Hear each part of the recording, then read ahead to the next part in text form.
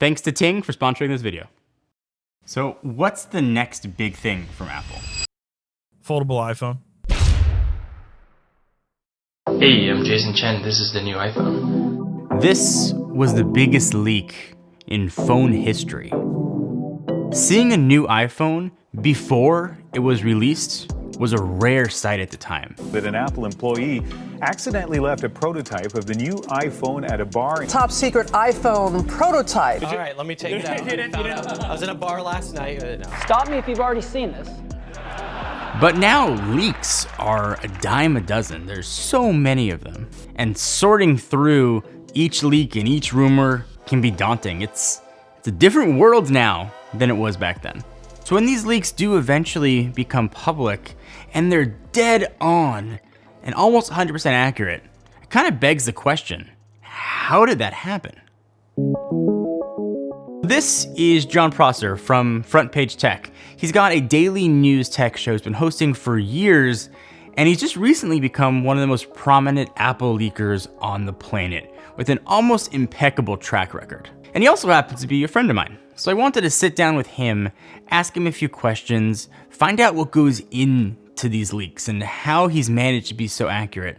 There's a story there about how somebody can go from no history of leaking whatsoever to being one of the most prominent leakers from a company that's notoriously secret in the world.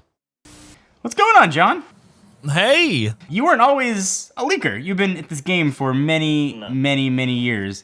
But how did you go from sort of like reporter, tech news, to getting into leaks? Like, how did that process come about?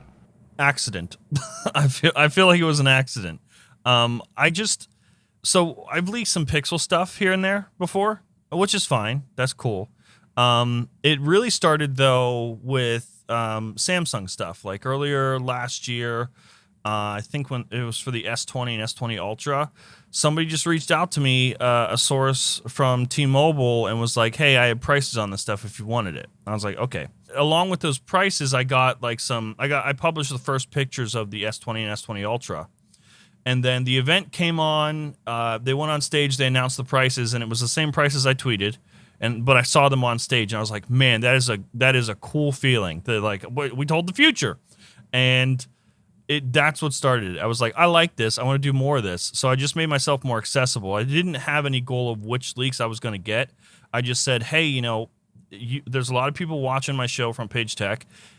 There's probably a lot of you that work at these companies. If you want to get a hold of me, here's how. And I opened up like a Telegram, a Signal, stuff like that. Opened up my Twitter DMs.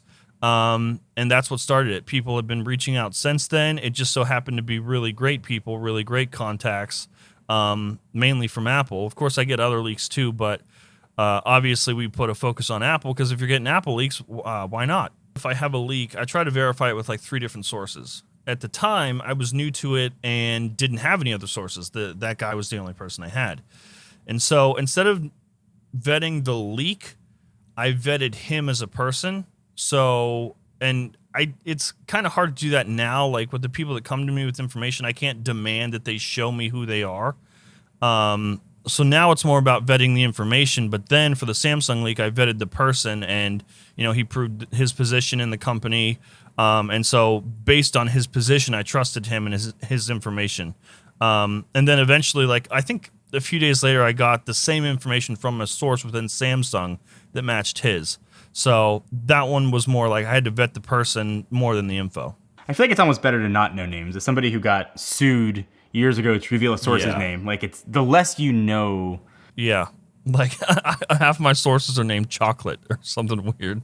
Are you concerned about the legal side of what you're doing? Even if legally you're doing nothing wrong, you're sort of going head to head against companies with very deep pockets. I mean, luckily for us, we live in the U.S. And freedom of the press is a thing. The only issue that I have fallen into is that, so I'm aware of an investigation that's happening against me internally at Apple. I'm aware of that because I have sources that are part of the investigation that like relay information to me. And of course, Apple's first instinct is to go after my sources and try to figure out who they are, because if they stop the flow of information, it won't even get to me in the first place. And really, their beef and their issue is with the people giving me the information, not necessarily me. But they've attempted to build a case against me by classifying me not as press because I'm just a YouTube person. And so that's what they've been trying to do, is sort of prove that I'm not traditional press, so I don't count. I don't fall under that category. It hasn't been working out as well as just trying to figure out where the sources are.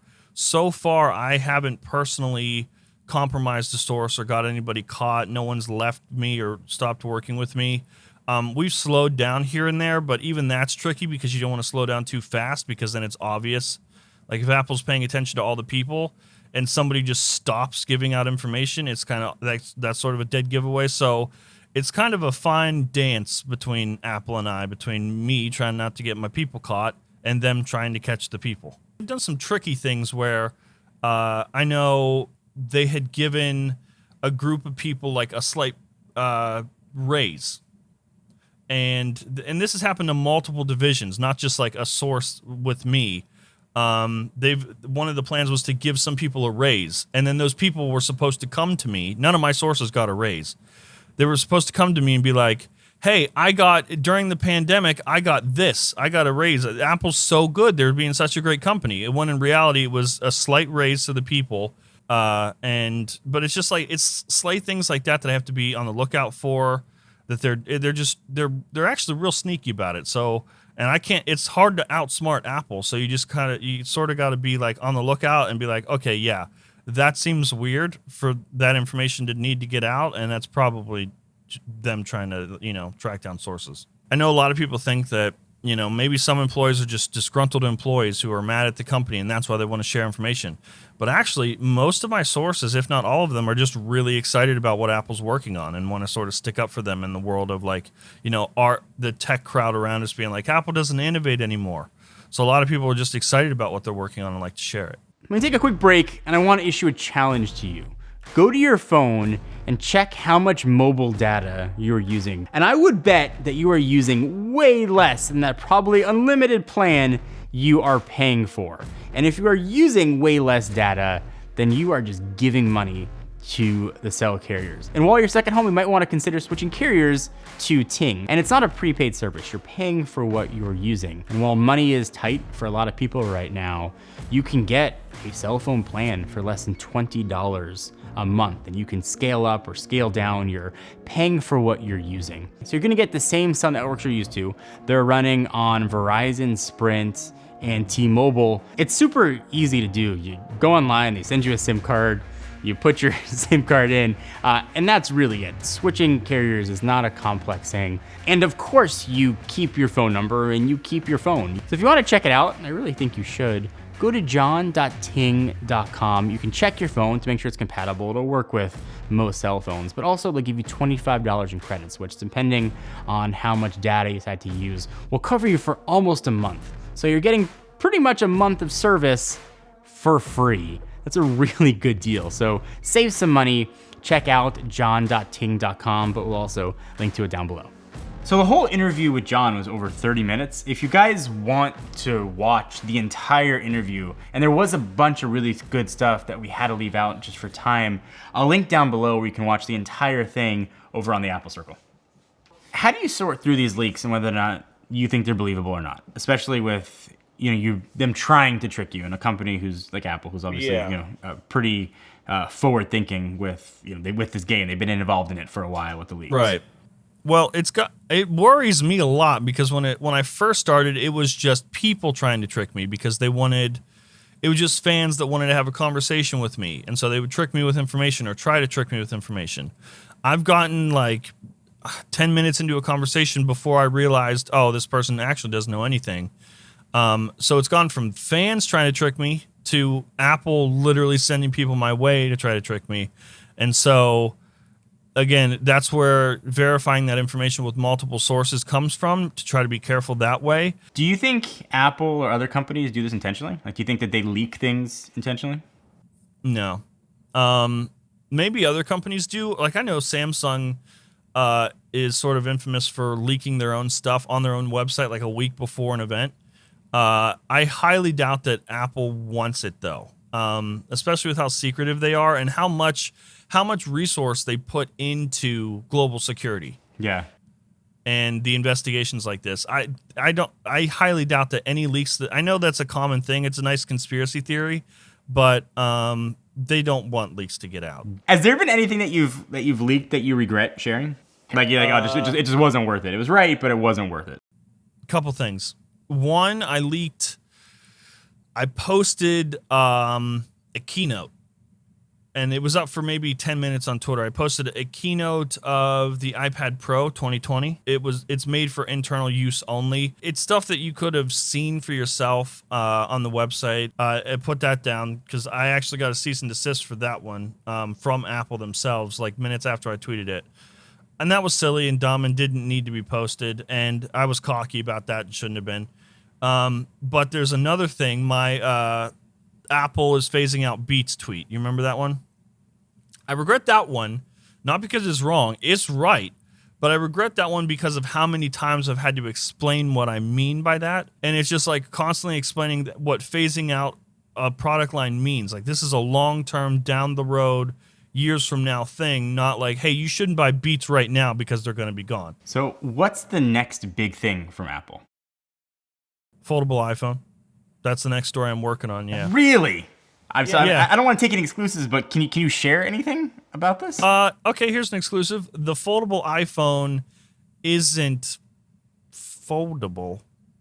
It's two displays. So it's like where the Galaxy Fold, I can't believe I'm just like dropping this. The Galaxy Fold is, it's one display panel that actually folds. The foldable iPhone isn't. So similar to what Microsoft is doing? Like with two displays? Kind of like that, yeah. Is there a time frame or they're just working on prototypes and when ready? Yeah, just prototyping. I have no idea, the time frame for it, but that was like, I've been sitting on that information for like 3 weeks because I'm just like, no, that doesn't make any sense and no one's going to believe me. But I've heard it from 2 people, but usually, before I report it, I get it from 3 people.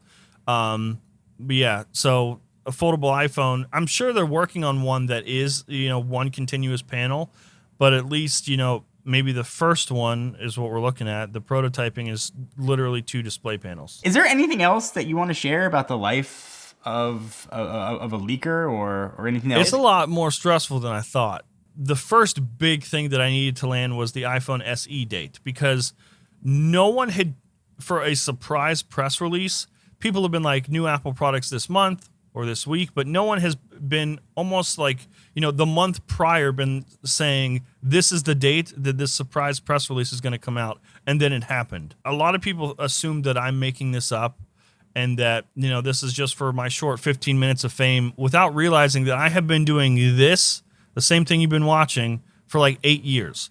And it'd be really dumb for me to throw it all away for some fake Apple leaks, 8 years later. But this is one of those things where I knew I wasn't making it up. I was confident in the information.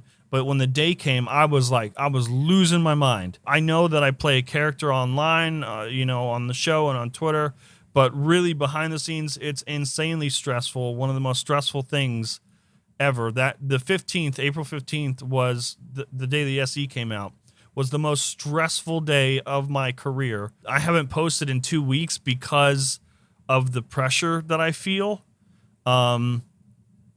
After we released the Apple Glass story, there was a lot of controversy over that episode, and there's just a lot of pressure involved that makes it almost makes it hard to follow up or come back with another episode pretending like everything's just back to normal. So if there's one thing about this sort of thing that most people don't see, especially from me because I'm playing a character online that seems way more confident and cocky, there's a lot of stress and pressure behind the scenes to protect the sources, but also give people enough information that's believable, and that, at the end of the day, helps my track record when it comes true eventually. Jon, thank you, man, for taking the time. Oh, of course. Thanks for having me. This was fun. Where can I'll let everybody know where they can find you, but where should people go when they want to get information on the latest things from Apple and from everything Jon Prosser? Oh, you can just find me on Twitter, Jon Prosser. You could Google me and find my Twitter, and the YouTube channel Front Page Tech is my tech news show, and that's it. Thank you, man. Find me there. Thank you, man. Thanks for having me, dude.